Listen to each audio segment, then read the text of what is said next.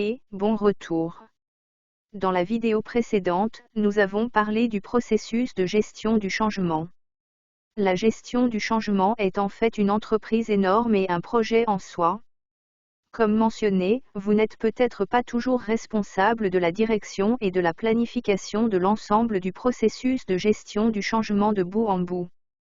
Au lieu de cela, vous pouvez demander à un membre de l'équipe de projet, à votre responsable ou à un autre cadre supérieur de vous aider à prendre en charge cette transition. Si vous participez à la gestion du changement, quelqu'un d'autre est responsable de la mise en œuvre réussie des changements. Disons que vous venez de terminer le projet de création du nouveau système d'enregistrement. Le projet est maintenant au point où il doit être installé et adopté par l'organisation, mais vous n'avez pas l'autorité ou l'influence formelle pour mettre en œuvre ce changement.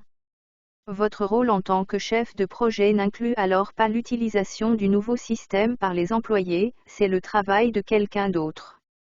Mais juste parce que vous n'êtes pas celui qui appelle directement au changement ou qui le dirige, il existe toujours des moyens par lesquels vous pouvez et devez participer. Et c'est de cela que traite cette section, le processus de transfert du projet et les façons dont vous, en tant que chef de projet qui a créé le nouveau système, pouvez rester impliqué. Être empathique face aux défis de la gestion du changement peut vous aider à soutenir le processus de manière subtile. Dans ce cas, participer à la gestion du changement peut signifier communiquer avec les employés tout au long du projet sur la façon dont le système offrira une meilleure expérience à leurs clients. Vous soutenez le processus en fournissant aux employés des informations afin qu'ils se sentent prêts à s'adapter au changement une fois que le système est prêt à être lancé. Étant donné que la participation à la gestion du changement est un élément si important pour être un chef de projet efficace, je souhaite vous présenter quelques exemples afin que vous puissiez voir comment cela peut se dérouler dans différents types d'organisations.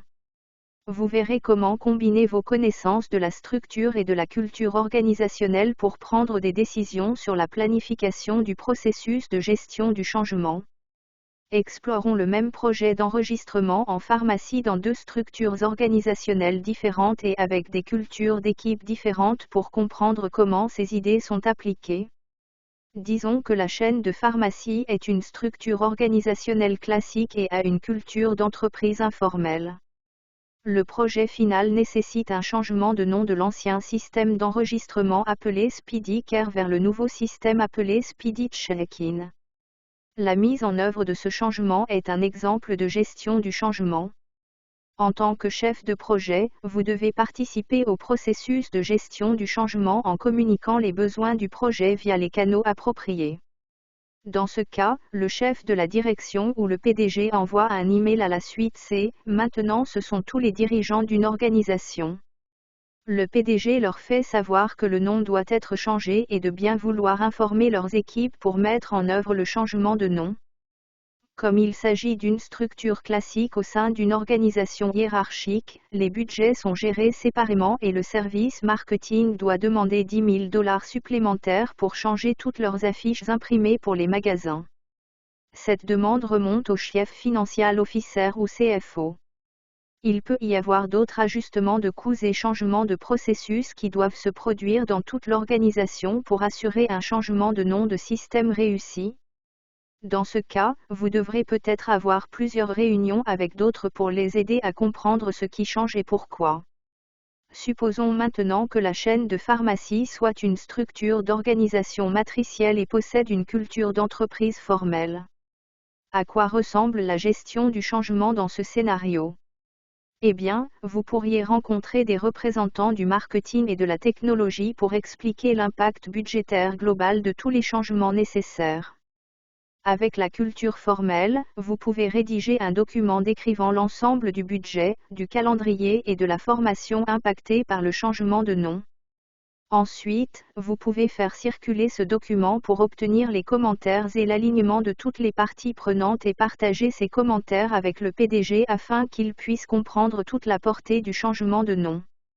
Les commentaires et l'alignement des parties prenantes indiqueront au PDG comment le processus de gestion du changement s'est déroulé.